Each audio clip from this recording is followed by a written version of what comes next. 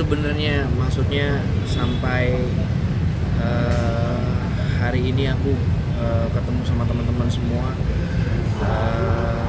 Sebenarnya podcast sama Kak Ferdi Elemen tuh aku cuma sharing aja, maksudnya awalnya tuh ketemu ngobrol, terus akhirnya banyak pertanyaan, akhirnya Kang Ferdi nanya kenapa sih selama ini tuh nggak keluar, kenapa? Kayaknya aku nggak mungkin harus bohong lagi, maksudnya alasan ini, alasan itu, alasan ini. Jadi akhirnya aku cerita gini loh keadaannya, bahwa selama ini terutama di 2010 aku mengalami memang kejadian yang cukup kurang menyenangkan, terutama di keluarga aku. Jadi aku mengalami bangkrut lah ya, finansial, sampai aku akhirnya harus berpindah kehidupan dari yang tadinya aku bilangnya dunia fantasi, sampai akhirnya aku menjalani kehidupan yang sebelumnya nggak pernah terpikir sama aku bahwa aku bakal ada di titik itu. Jadi aku sebenarnya jujur aku berat banget sharing tentang hal ini, karena ini cukup aku tutupin hampir 12 tahun lamanya gitu. Dan aku nggak mau juga membuka ini sebenarnya untuk seperti mencari sensasi atau mengkasihani. Jujur aku ini wawancara gini juga aku masih bingung, karena aku nggak terbiasa untuk membahas tentang profil aku atau keluarga ya gitu. Jadi itu yang aku jalanin 2010 sampai detik ini. Aku masih jadi anak yang berjuang sampai terakhir mama meninggal 3 tahun. Aku masih susah payah untuk ngobatin, dan sekarang masih tinggal di kos untuk berjuang. Tapi aku malu sebenarnya cerita gini, sumpah aku malu, maksudnya karena mungkin teman-teman tahu lah bahwa aku selalu kalau ketemu teman-teman selalu mencoba untuk menjadi everything is gonna be okay gitu, maksudnya pengen selalu berbagi. Tapi aku terharu sih, maksudnya teman-teman sampai datang ke sini, maksudnya terima cerita aku ini dan masih mau interview aku, dan ya itulah keadaan aku sekarang. Di 2010 tepatnya, kalau aku boleh cerita, kita ngalamin satu kejadian yang valid dalam bisnis, tapi ada faktor yang aku juga nggak bisa tutupin. Jadi di rumah tuh pernah kejadian bola api jatuh, terus pajangan di rumahku tuh tiba-tiba runtuh tanpa sebab, sampai belingnya tuh kayak pasir-pasir. Terus mama sempat mengalami yang nggak inget siapapun, keluar dari kamar mandi tanpa busana, sampai tidur di bawah di samping rel kereta api sama papa. Jadi itu udah dialamin. Tapi sekali lagi aku nggak mau masuk ke dalam hal yang bisnis atau menyalahkan siapapun. Terus akhirnya kerugian bisnis sampai semalam tuh bisa 12 miliar. Mungkin kalau orang-orang yang mengalami pada saat itu berpartneran sama papa atau mamaku, mungkin mereka tahu lah ceritanya. Tapi kembali lagi bahwa itu yang menyebabkan berpindahnya dari kehidupan dunia fantasi, tiba-tiba aku menjalani kehidupan yang dimana aku sewa rumah itu kalau nggak salah 500.000. Terus aku di situ sama mama papa, adikku bersama di rumah temennya diungsikan, kakakku ngejalanin kerjaannya. Terus aku dapat kontrak dari Parahayu 2010 dikasih uang 5 juta sama Parahayu. Terus aku habis itu tinggal di rumah DJ Sumantri. Aku ngikut sama dia. Tiba-tiba aku ditawarin lagu untuk bikin lagu Sarini, Kau Yang Telah Memilih Aku dibayar 15 juta. Aku pindahin rumah ke mama papa ke sebelahnya. Tapi di situ aku masih dalam proses dikejar sana sini, karena kita nggak bisa bayar tenan. Aku nggak ngerti sih detailnya, karena aku tidak berani menanyakan pada saat itu ke mama papa, karena kondisi mama juga lagi unstabil, papa juga harus ngurus kesana sini. Jadi waktu berita ini keluar juga tadi aku teleponan sama papa cuma bilang ya nggak apa-apa. Akhirnya semua orang berhak tahu cerita kita yang sesungguhnya, tapi kata papa dalam bisnisnya intinya kita hancur, ya tidak ada lah yang mau seperti ini. Jadi itu yang terjadi sampai aku aset rumah semua nggak ada, mobil nggak ada. Aku tuh jadi kalau boleh cerita sedikit, aku tuh lagi main PlayStation ini pokoknya jam 4 sore. Aku diajak ke rumah tante, aku cuma pakai baju, bawa tas pinggang. Aku ke rumah tante sampai detik hari ini pun aku udah nggak balik ke rumah aku lagi gitu. Ibaratnya, bukan ibaratnya, seperti itu. Aku nggak tahu detailnya kenapa. Terus sekarang aku kalau lewat rumah itu udah ditempatin sama orang yang aku nggak tahu notabene itu siapa atau bagaimana. Di situ ada jam aku, mobil aku masih ada, ibarat gitu. Jadi di situ kita 3 tahun benar-benar ngumpet, takut dari mana-mana, karena mama juga selalu bilang, almarhum, hati-hati mas, nanti ketahuan teman-teman media, nanti tahu kamu lagi susah apa segala macam. Itu yang selalu khawatir. Tapi itu buat aku juga satu pelajaran. Aku ngerti pasti mama maksudnya juga nggak mau menceritakan kesusahan. Banyak juga teman-teman yang bilang bahwa kenapa nggak cerita dari dulu. Nah sebenarnya nggak ada niat aku untuk menceritakan tentang kehidupan aku dan keluarga aku, karena ini kan termasuk dengan rahasia atau aib keluarga ya, yang dan aku juga berkarya di industri. Buat teman-teman tahu, aku nggak pernah mau jual tentang cerita-cerita seperti ini. Jadi akhirnya pas kemarin di podcast ya kejadian seperti ini, bangkrut bisnis. Aku dalam keadaan yang aku nggak mau nyebut aku susah. Aku sekarang sudah beranjak lebih baik. Alhamdulillah awal tahun ini aku sudah dapat 2 kerjaan nyanyi kemarin, walaupun budgetnya masih ya biasa, buat yang penting aku bisa survive. Terus beberapa tahun ini juga aku lumayan more survive dibanding 2010, 11, 12, 13 itu bener-bener aku yang luar biasa. Waktu aku bikinin lagu Sehari ini juga aku ikut press con sama teman-teman, aku bisa senyum-senyum padahal di rumah tuh lagi dikejar orang, lagi apa segala macam ya. Jadi nggak ada urusan sama bank. Jadi aku tidak tahu secara detail ya, tapi jadi mama tuh adalah salah satu eksebitor.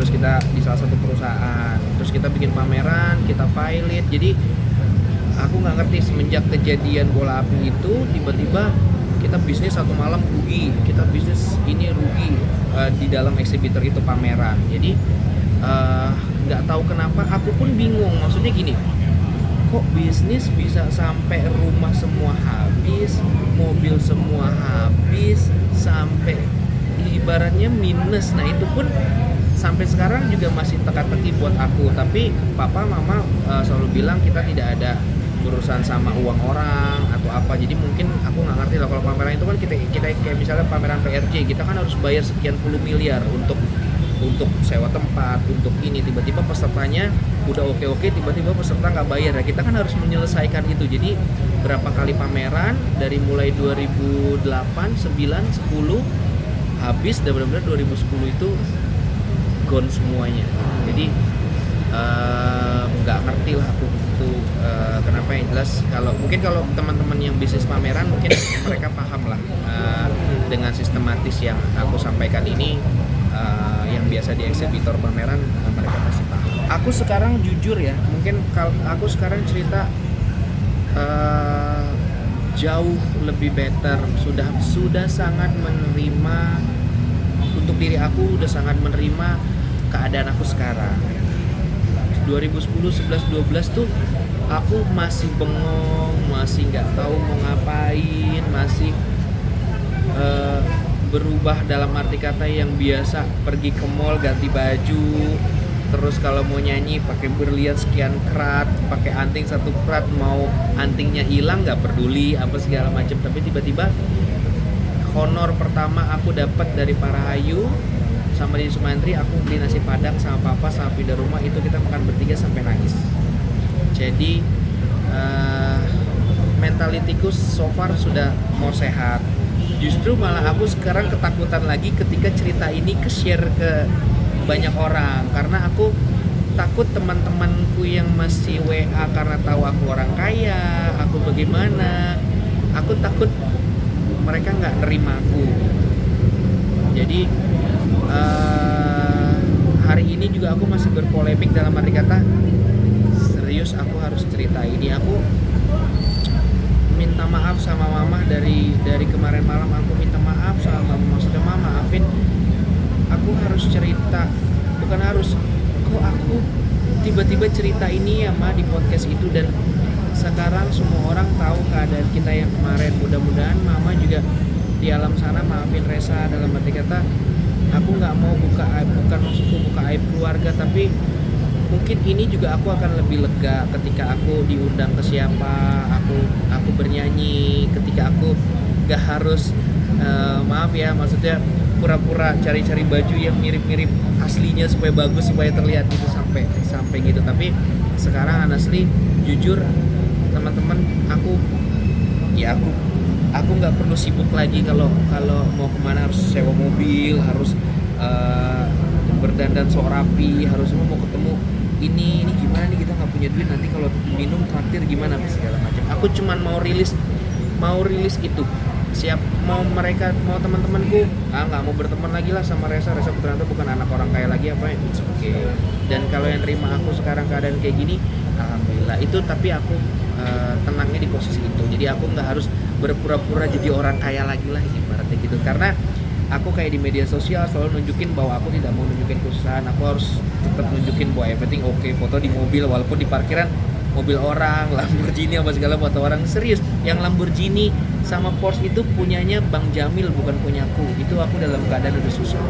Tahun 2 tahun pertama pada saat itu masih, aku bukan menganggap kaya, aku masih berpikir bahwa ini jangan-jangan papa mama lagi ngerjain aku nih, lagi ngerjain anak-anak nih, disuruh susah apa segala, sampai berpikir. Tapi lama-lama kok ngerjainnya lama banget ya, kok sampai tiba-tiba mama bener-bener dikejar orang, ditagih harus bayar ini. Tapi alhamdulillah saya tegasin di sini semuanya sudah oke. Saya udah nggak ada dikejar terhadap bisnis yang lain. Paling saya masih punya hutang beberapa dengan teman-teman, atau yang belum, kemarin saya pinjemin uang belum saya bayar, tapi mereka mengerti karena keadaan saya gitu. Jadi tapi kalau untuk yang hutang bisnisnya semua alhamdulillah di 2014 semuanya sudah clear, alhamdulillah sekali. Jadi itu yang aku syukurin. Mudah-mudahan mama nggak marah lah sama aku. Tuh dulu nggak foya-foya, karena aku cuma anak SMA yang disuruh nyanyi, dipakein baju, ini dikasih mobil, difasilitasin, aku nggak ngerti sama sekali.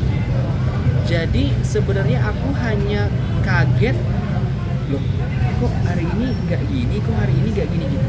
Aku kok dibilang foya-foya sama sekali, karena fasilitas aku dikasih, aku jalan sama teman-teman. Sampai detik ini pun aku nggak mau ngerubah sikapku, dalam arti kata kalau aku punya uang yuk aku traktir makan, aku segala macam masih. Cuma memang bedanya dulu bener-bener aku datang ke mall, ke satu toko brand, karena udah kenal semua mama, tinggal bawa pulang baju, nanti urusan bill mama yang bayar gitu. Kalau sekarang bener-bener mikir dulu punya duit atau enggak gitu, mau beli even ke toko yang ini kan gitu. Jadi hanya itu sih perubahan, tapi itu udah aku laluin beberapa tahun lalu.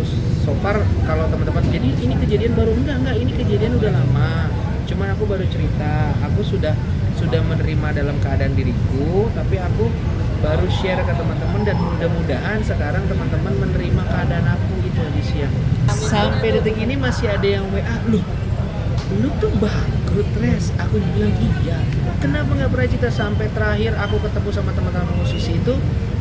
Jadi gini, awalnya aku podcast di tempat Averdi itu cerita podcast biasa, terus pengen ngajak bisnis, nggak ada cerita begini. Pas akhirnya kemana sih, aku bilang boleh nggak sih aku cerita begini. Dan akhirnya kejadian sekarang. Terus ke teman-teman masih berpikir bahwa Res, ayo dong kayak tahun baru lah, Res ayo lah kita tahun baru di US apa segala macam, masih begitu. Dan aku bilang, tahun baru di Bintaro bro, sama keluarga apa segala macam. Dan aku capek untuk harus seperti itu. Jadi mungkin dengan seperti ini, jadi maafin ya teman-teman. Mungkin ada teman-teman media juga yang dari kemarin janjian, Les lu liputan yuk, bikin reality show yuk.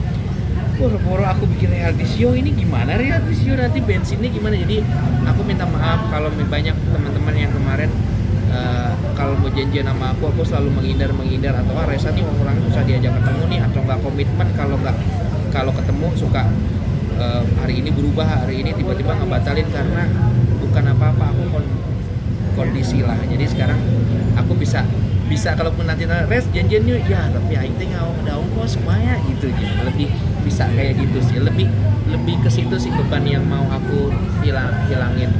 Sebenarnya aku nggak mau ngebohongin siapa-siapa, cuma aku tidak ingin menunjukkan kesusahanku. Jadi aku gimana caranya tetap menampilkan kayak aku nyanyi, aku maaf ya dibayar misalnya 1.000 rupiah gitu, itu aku bisa beli baju, beli ini, beli itu, bisa habis 800 perak gitu, supaya tidak terlihat bahwa keadaan aku gimana, aku tetap pakai dancer dan segala macam. Jadi itu sih, jadi bukan berpura-pura ya, tapi lebih kepada bahwa karena almarhum mama sama keluarga jangan sampai orang tahu. Sampai aku lebaran beberapa tahun lalu jualan di masjid gitu sama adekku, terus kalau ada orang, jangan sampai orang tahu kalau ada yang mulai mungkin aku bukan artis yang ngetop banget dalam arti kata, semua kalau ditaruh di masih kayaknya kenal ya ini siapa. Jadi kalau lagi jualan kadang-kadang kita kabur, jangan sampai ketahuan terus air labong, jangan sampai ketahuan media. Itu paling ditakutin sama almarhum mama sangat, padahal kita jualan pisang hijau di masjid Bintaro. Sekarang adikku juga lagi jualan, aku juga lagi mau jualan baju. Jadi mungkin sekarang kalau teman-teman nanti ketemu di mana aku lagi jualan, ya udah tahu ceritanya, boleh susah gitu, bukan lagi sesuatu hal yang jualan itu sebenarnya yang sebenarnya ketakutan dibuat oleh aku dan keluarga sendiri. Jadi gini, nah ini cerita Raffi Ahmad. Aku sama sekali nggak mau seolah-olah aku kayak gimana atau menompleng lagi Raffi, enggak. Aku cuman seperti di podcast aku cerita. Banyak orang-orang yang sudah membantu aku. Salah satunya di momen pada saat malam itu, orang tuaku lagi benar-benar dikejar sama orang sampai mau dilaporin polisi. Aku harus bayar uang 12 juta. Aku punya uang 2 juta. Aku cuma pakai handphone kecil. Di situ ada kontak Raffi sama kontak di Sembako. Akhirnya aku telepon. Pertama aku teleponnya di Sembako. Ingat banget, aku jam 9 aku teleponnya di Sembako. Pak Yadi, aku minta tolong dong. Kalau Pak Yadi nggak terlalu deket sama keluarga aku. Kalau Raffi cukup mengenal papa mamaku. Waktu aku ulang tahun launching album, waktu itu Raffi sama almarhum Oga jadi host. Jadi memang mengenal sekali keluarga aku. Sampai Raffi kalau dulu bilang, bro, mudah-mudahan doain ya bro, gue bisa jadi orang kaya, punya mobil kayak gini kayak lo. Itu bener. Papa mamaku juga sangat mengenal Raffi. Sampai akhirnya aku telepon Raffi jam 10 malam, Vi, bro, boleh nggak gue pinjam duit 5 juta? Raffi bingung. Karena Raffi tahu keadaan aku, keadaan keluarga aku, cukup mengenal papa aku. Dia cuma jawab, bokap kemana bro? Ada apa bro? Gak bro, gue perlu duit 5 juta, please bantuin gue. Itu 3 kali dia nanya, bokap kemana bro? Ada, iya nggak, ke bokap kemana? Karena mungkin menurut Raffi, nih anak duit buat apa nih? Jangan-jangan buat ngapain? Lu kan bapak lu banyak duit. Gue mau ngomong sama bapak lu nih, kenapa nih si Reza om? Jangan-jangan gitu kan? Mungkin berpikir. Akhirnya yaudah nomor rekening. Sampai terakhir dia bilang, enggak, bokap kemana? Enggak ada bokap, ntar lah ngobrol sama bokap gitu. Mungkin Raffi juga kalau nonton ini dia baru tahu kejadian, oh si gila itu pinjem duit waktu itu karena bangkrut itu dia nggak tahu gitu. Jadi terus aku ketemu sama dia 2013, dia masih host nyanyi. Aku ketemu sama dia, bro, nanti aku ganti ya, nanti aku kembaliin ya. Dia cuma bilang, udah bro, santai, pakai aja. Sampai detik itu aku sampai sekarang belum pernah komunikasi, ketemu. Jadi aku gak akan pernah lupa sama yang namanya ya di Sembako, Raffi Ahmad. Jadi kalau dibilang pinjam uang, aku sampai detik ini belum balikin uang Raffi yang 5 juta. Karena waktu itu dia bilang masih pakai aja. Jadi insya Allah mudah-mudahan kalau aku punya uang, aku pasti balikin sama Raffi. Dan kalaupun belum silaturahmi, pokoknya aku doain Raffi sukses, banyak berkah terus karena kamu udah nolong aku sampai mama meninggal. Masih terakhir mama, mas nggak ada nomor Raffi, mama pengen WA.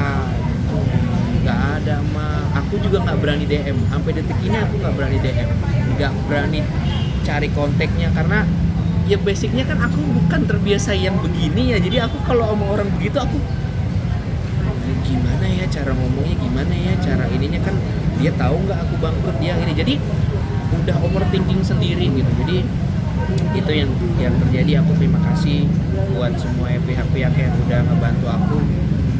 Banyak sekali orang-orang, banyak sekali teman-teman yang udah support, dan salah satunya Raffi ya di Sembako sama Pak Rahayu, DJ Sumatri, seperti itu. Kemarin aku dari Padang, dia cuman bilang sama aku gini, Mama Resa meninggal sakit ya? Iya sakit Bude, dan dia orang Jawa. Oh, banyak sholat ya, banyak apa ya. Jadi gini, mama itu selalu kepikiran kita. Jadi mungkin ketika dia pergi, mungkin dia masih berpikir bahwa ini gimana nih keadaan anak-anak gue, masih begini, masih begitu, masih segala rupa. Terus bisa dibilang ada yang bilang ini mama meninggal karena cancernya dari mulai maaf ya kejadiannya katanya disantet apa segala macam, akhirnya jadi cancer terus meninggal. Terus banyak juga yang bilang sama aku bahwa insya Allah orang yang meninggal karena terzolimi insya Allah husnul khotimah. Tapi kembali lagi, aku tidak mau masuk ke area situ. Yang jelas aku sekarang berusaha gimana mamah tenang, mamah bangga punya Resa Herlambang, bisa nyanyi lagi, bisa apa ya kalau cerita mama bisa nyaksiin lagi mama udah keluar duit sekian banyak, mama udah keluar waktu sekian banyak, mama udah ibaratnya apa ya, aku nyanyi dia bawa baju, dia ngeluarin uang begitu banyak, sampai dia meninggal aku masih belum bisa yang terbaik. Waktu dia mau kemo yang keberapa aku masih belum bisa bayar BPJS 7 juta, sampai aku bilang ya udah ya Ma, kita alternatif aja ya. Jadi aku minta maaf sama kalau akhirnya cerita ini orang banyak tahu. Aku bukan maksudnya pengen cerita hal pribadi keluarga ke teman-teman lain, aku nggak mau. Sekali lagi makanya aku nggak mau dikasihani, aku nggak terima donasi, aku bukan gimana, karena aku masih mau jaga derajat mama. Yang kita harus tetap jaga derajat, harus terlihat baik, harus nggak boleh ya pas minta sama orang, nggak boleh ya pas jual susah. Itu aku pegang. Jadi apa, aku ikhlas, aku terima kasih, dan apa ya apapun kejadiannya mama sudah dipanggil Allah, dan aku berharap mama tenang, mama ridho, mama bisa lihat. Karena sebelum dia meninggal dia cuma ngomong, kapan mas nyanyi lagi, kapan mas tampil di TV lagi. Aku bilang insya Allah ya ma, mudah-mudahan Esa punya rezeki bisa bikin lagu lagi, bisa bikin video klip. Udah kerja sama sama orang tapi lagi nunggu mungkin promosi. Mudah-mudahan Allah masih kasih percaya aku masih bisa menghibur, masih punya suara. Aku nggak punya keahlian lain, aku cuma punya suara. Mudah-mudahan masih bisa dance, tapi mudah-mudahan masih bisa tampil lagi.